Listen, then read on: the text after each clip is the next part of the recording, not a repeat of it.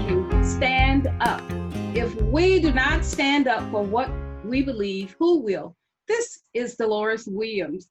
And today, my audience, I want to thank you for listening to this podcast. I want to thank you for being a part each week of listening and sharing these messages. And I have the privilege of interviewing today a very special lady and a friend.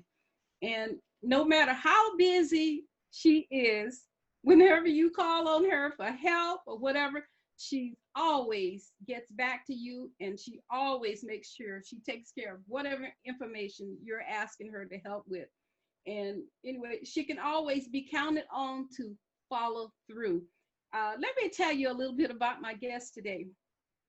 She is a broker in a local real estate firm in Chula Vista, California. She is the HR director of American Mortgage Network. It's a mortgage bank headquartered in Chula Vista, California, with offices all over the United States. Now today, please help me welcome my friend, Miss Paula Whitsell. Good morning, Paula. How are you today? Good morning, Dolores. It's nice to be with you. Thank you. Hey, man. Thank you for being available. And I'm just looking forward to this interview and the information that we're going to share today. And first, I want to start out asking you a question. As a small business owner, Paula, what impact has COVID had on your business? Well, it's been very difficult for the industry in general because in the beginning in March when we had the shutdown, everybody was caught a little bit off guard. And now all of a sudden we're trying to figure out ways to stay alive and tread water and keep going in spite of the lockdown. In the beginning, mortgage banks were always deemed essential. Real estate was not. After political pressure on the governor, real estate was then deemed essential. But now we're dealing with all the issues of, how to be sanitary, how to deal with clients, what are the safety precautions, not only for employees, but for clients. We closed the front door. We left the back door open so we could still get FedEx, that sort of thing. So there was a lot of uncertainty and innovation and figuring out ways to work around the lockdown. But I see that probably of 10 real estate people, 8 were not working. So it impacted the industry as a whole greatly because a lot of independent agents, they were not able to adapt. And so they had to stay home. So it's been devastating for the industry as a whole. And real estate agents in general have just been decimated. And with these arbitrary mandated shutdowns, how does the government expect people to make it? Well, that's the big question. The thing is in the beginning when we got the lockdowns, as I said, people adapted, they found ways to make it work. Everybody got masks, we got booties. We were able to accommodate to make sure that clients were, I'm sorry, my phone was going off. Clients were, feeling safe so that we could show properties and that sort of thing. But, the uncertainty is what really caught us because after a while, you don't know what to expect. So first we thought, okay, this is going to be for 2 weeks. Then it became 2 months. Then we faced reopening. So we actually hired a company to sanitize the office, which is not cheap. We had everybody in the office tested. So everybody could feel safe coming back according to all the guidelines. We followed all the rules. Chula Vista had their own guidelines. So we filed with the city, got all that taken care of. Bought equipment, bought everything that was needed to be able to open safely. No sooner do we get open, and now you have the lockdown again. So it's very difficult to do business when you don't know what's going to happen. People can adapt if we know what the rules are. even if the rules are complicated and difficult, we can adapt. We'll figure out a way to make it work if we know what the rules are. The difficulty's been is that you never know what the rules are going to be. It changes day by day, week by week, depending on who's pressuring the governor, depending on, what the numbers are perceived to be. And that's the other issue, is that with time, now that we've had time to digest these numbers and see what's actually coming out, I sensed a high degree of cynicism on the part of people in general, because they don't believe the numbers anymore. And we saw Florida, the clinics are coming out showing that they didn't report the numbers correctly. Now South Carolina came out and said, well, oops, it wasn't really 69. It was only 4 people who passed away, but we're accumulating numbers from 3 weeks ago. So, what are you to believe? Yeah, that's the problem, is you can't believe what's happening with COVID. Now, one of the main big things I'm concerned about is the consequence of children not being in school. I mean, they're good and bad about that because of what they're teaching them in school. And I think maybe some parents may look at homeschooling, that may be an option. But kids don't need to be sitting at home for months. I mean, colleges don't need to be shut down. It's all a political ball of wax. It's all a political game, and it's not designed the way that they're saying it. There's something very wrong with what's happening with these shutdowns. There's something going on that's just not right about it.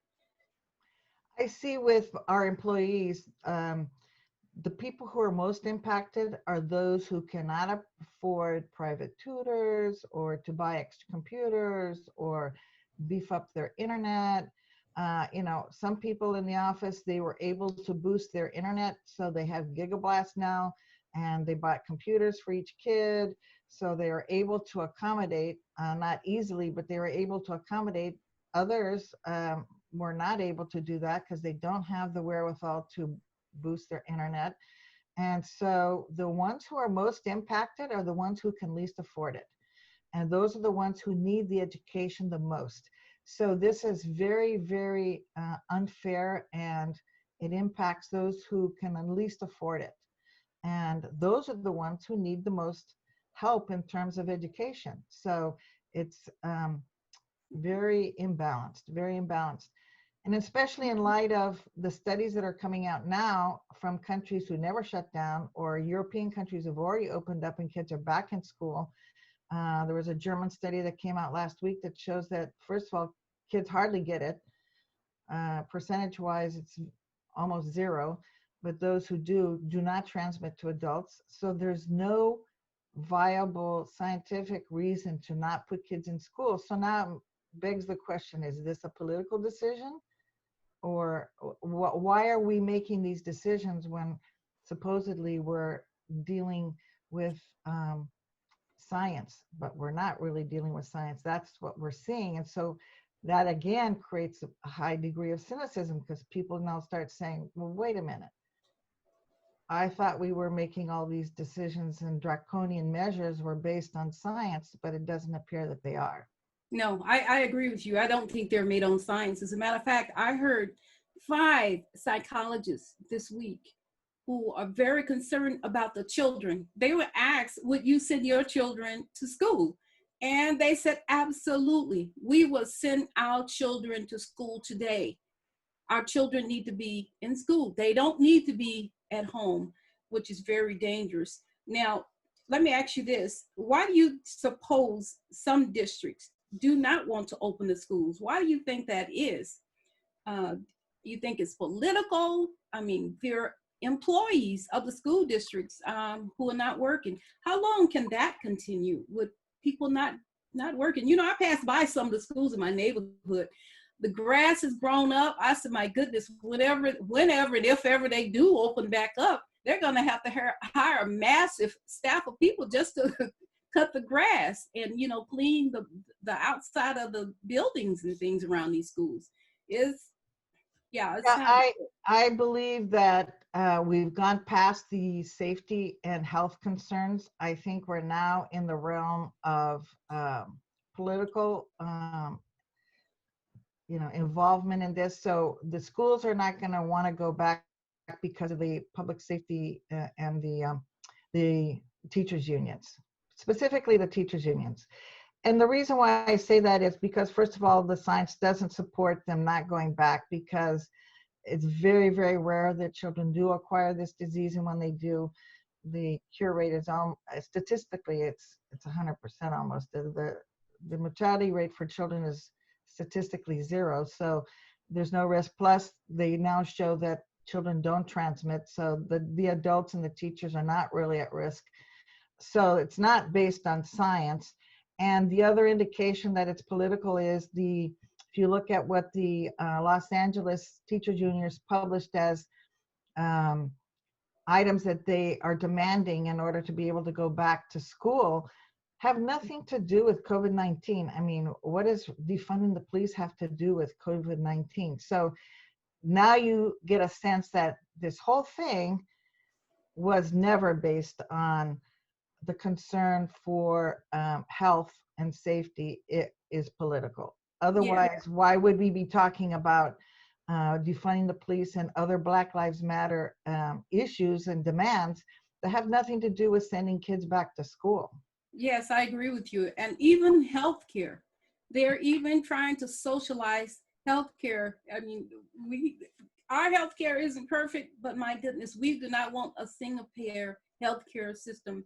And they're using these issues to bludgeon people and to make demands, as you say, Paula, that have nothing to do with school opening or education. It's really shameful what's happening, but it is political. I mean, we just have to say it. It's political. There's no other way to say it. What's happening that we can see it is nothing good about what they're doing, but they're doing it because they can. And that's what happened when you give total power to corrupt people. And that's You just know, a reality. yeah, and unfortunately, the ones who are going to pay the price in this case are the kids, because how can they catch up from losing a year? I mean, we're competing, with other kids in other countries who have not been impacted to the same degree that our children are being impacted. And our educational system already has fallen to something like 28th in the world. And now we're going to have to get the kids caught up for a year that they've lost, and the socialization and everything else that comes with the school experience. But, one of the other things is the impact of kids not being in school is the fact that it makes it very difficult for parents to work. So there's Yes. the economic impact as well Yes. as, you know, Well, I the, think that's a ploy too, Paula. I think there is a group of people who do not want the economy of this country to prosper. I think they will sacrifice children. They will sacrifice education. They will sacrifice everything so that this economy does not improve. And it's all about these elections in November. And uh, I'm sorry to say that. No, I'm not sorry to say that. It's truth. It's about the elections. It's about keeping this economy down. And they don't care about the children. They don't care about parents not being able to work, not being able to have health care. Child care for their children. Who's going to care for their children? You can't just put your children anywhere. You got to have people you can trust with your children. And right now, it's sad. It's very sad. yes. Yeah, but it's unnecessary though. It's unnecessary what's happening. I mean, November 4th, miraculously, COVID-19 is going to be cured. oh, absolutely. And there were no transmissions during all the riots that happened. Yes. I heard no complaints about the spreading of COVID when all these thousands and thousands of people were out rioting and marching. I didn't hear any concern about it. Yeah. Now, what do you think the fallout is, Paula? When we look at reported COVID numbers are not believed, as you said earlier, and rightfully so. And, you know, I heard a nurse this week talking about how they skew the numbers. And it's just a racket it's just a racket. It's, Well, in 2009 and 2010, we had the swine flu, which is the H1N1, and I was looking, millions and millions and millions and millions of people died in that epidemic, and we didn't shut down the planet, because it's not just the United States. We didn't shut down the planet. Obviously, people took precautions, but you know, this whole lockdown and detonate the economy did not happen. So I think that going forward, what's going to eventually happen is what happens in every virus epidemic, is that eventually the world will acquire herd immunity, and then virus will naturally die out or become irrelevant. So, I mean, that's just science. That's how viruses have worked since the beginning of time, and this is no different.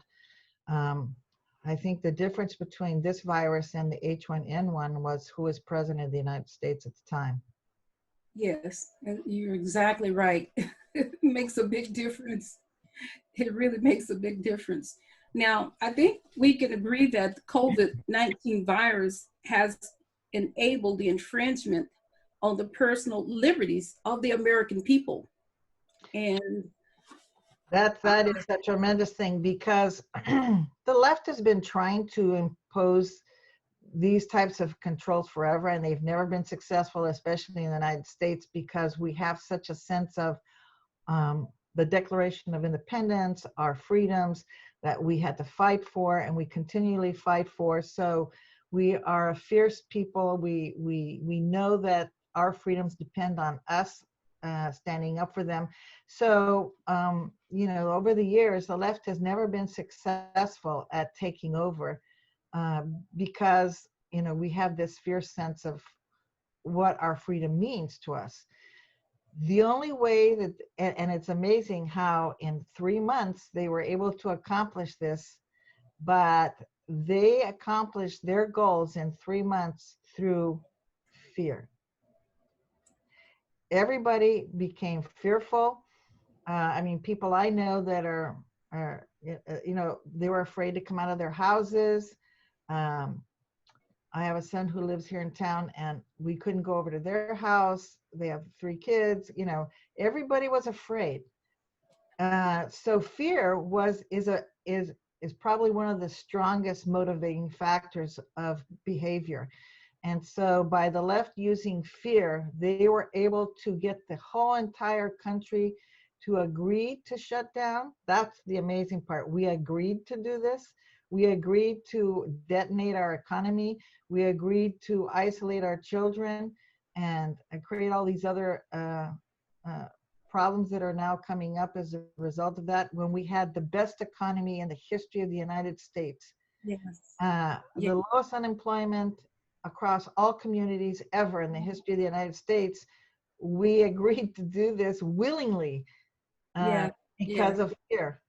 Yeah, you're absolutely right. They did use fear, but you know, Paula, all of this stuff was already plotted and planned. And I always say COVID was no accident. I think it was a deliberate bring down of this country. It was used to bring down America and to shut down this country. And yes, fear did play a big part, and it still does. Even when you go in the store where you know, most of them, you have to wear a mask. And that's a subject for another day, talking about the mask and the danger of those.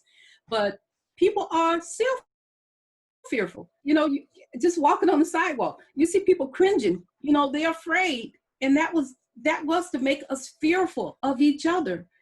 And they've now created a nation that's afraid of your neighbor. You're afraid to meet somebody on the sidewalk. You cross over to the other side of the street because, oh, that person might infect me. But this was all by design, and it's very sad. It's very sad. But you know what? We still have hope because we have God. And That's that's where our hope is. Our hope is in God, and we know that, you know, He created this country, and but we have got to get back to prayer and trust in Him.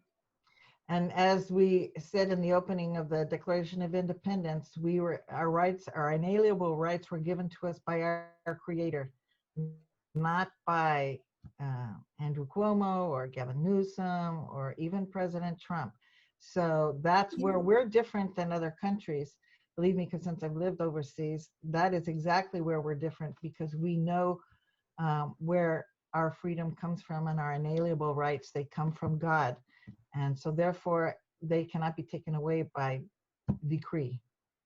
Yes. Now, in talking about our Constitution, which is the greatest document of any country, of how do we reconquer our freedoms, and how do we reinstate the Constitution of the United States? How do we do that? Well, a lot of people don't care for Trump's style, President Trump's style. He's very brash and rude. He's a New Yorker.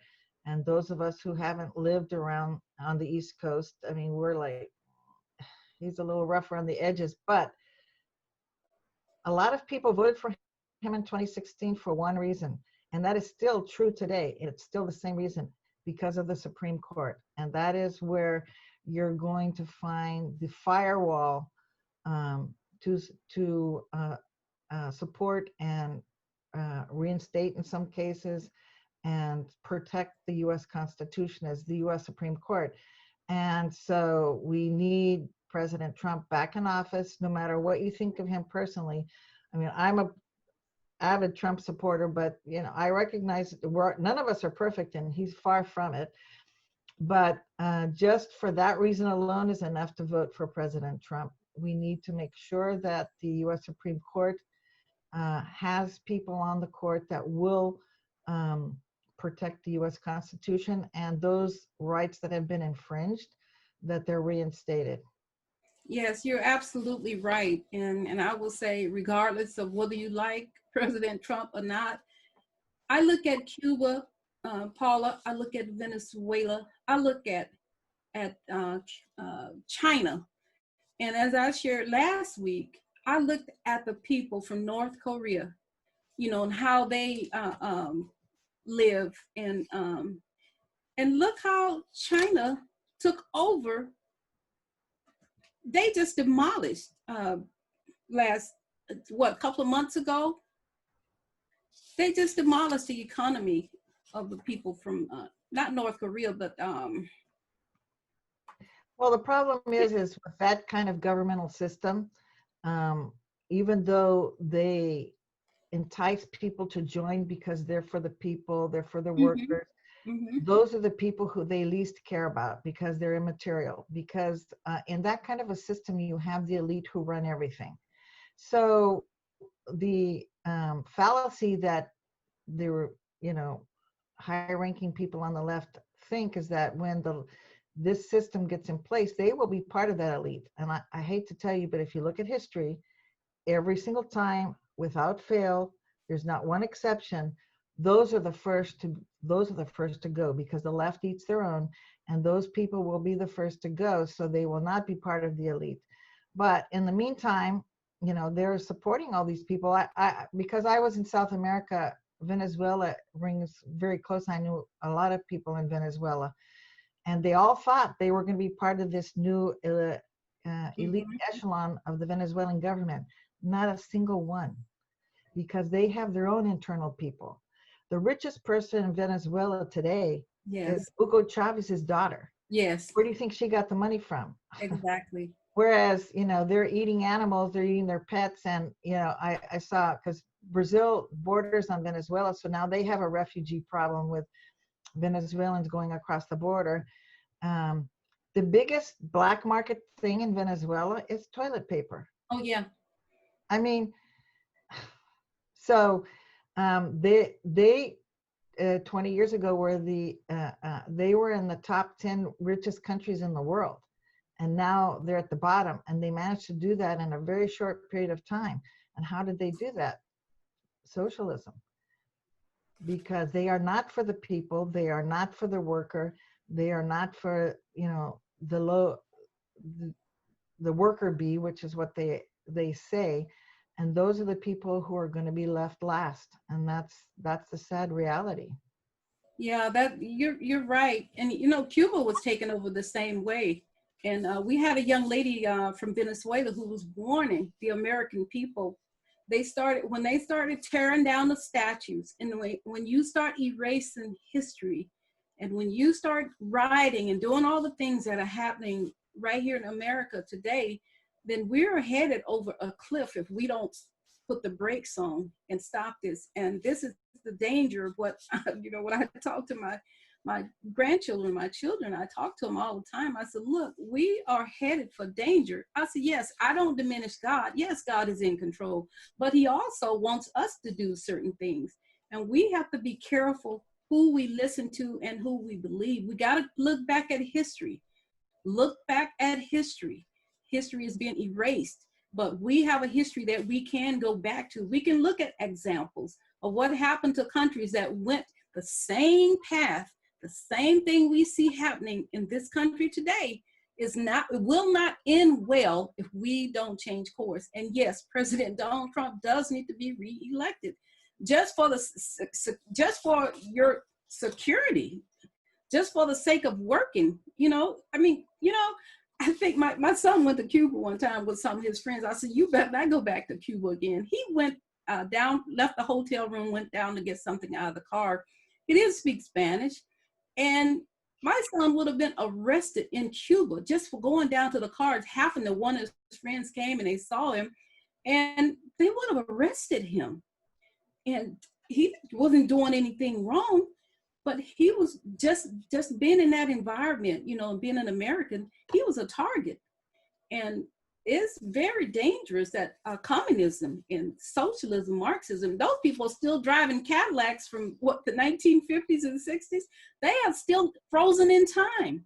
There's no ingenuity. There's nothing, it's just not good. Socialism, it's not good. And the problem with socialism is it socializes mediocrity and poverty, whereas the other system, capitalism, provides opportunity to all and uplifts people out of poverty.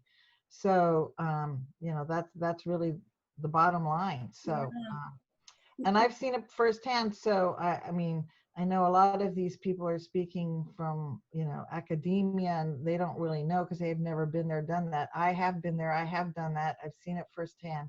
So I know what socialized medicine is, and believe me, you're not going to want it. Why do people from other countries who have socialized medicine, well, let's take Brazil, because Brazil has socialized medicine. When the president of Brazil needed a heart bypass surgery, did he stay in Brazil? No, he came to the Cleveland Clinic in the United States. Why did he do that? Because we have the best medical system in the world. And if socialized medicine is so good, why didn't he stay there? When the premier of Canada, who has socialized medicine, needed surgery, heart surgery, if he had waited in line, because that's what happens with socialized medicine, you have to wait in line, he would have had to wait 2.5 years. So he hopped the plane and went to Miami. So, Yeah.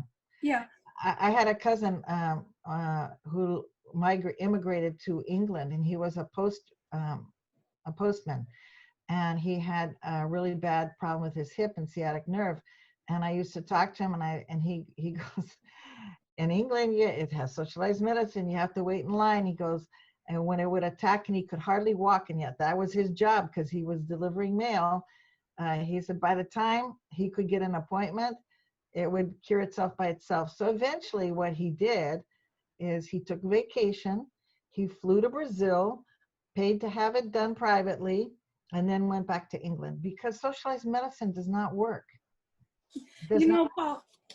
Paula, I'm just amazed that when Ilhan Omar from Somalia, the conditions that she came from, not just her, but you see people who are living, as they say, high on the hog.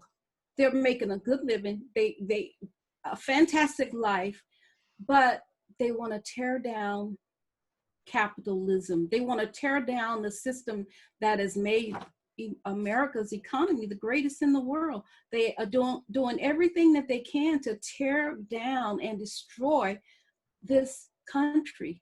And they will have to live under the system once they destroy it. I don't understand the mentality of those in control and power who want to tear down and destroy this system when it will only lead to misery for the American people. The best you can say is they're either naive or they're fools. Either way, it's not good. Yeah. Yep. And on that note, my goodness. Thank you, Paula. This You're has welcome. been a wonderful, wonderful interview. And I'm just so thankful for you taking the time to interview with me today. I really appreciate it. I really appreciate it. And to you who are listening to this podcast, my audience, I want to thank you for each week listening. And please share this message. Share it with your friends. Share it on your social media. Subscribe to my channel and come back next week to DWS View Stand Up, because we will have another exciting guest for you to listen to. And today we say, to God be the glory, and God bless you all. Amen. Amen.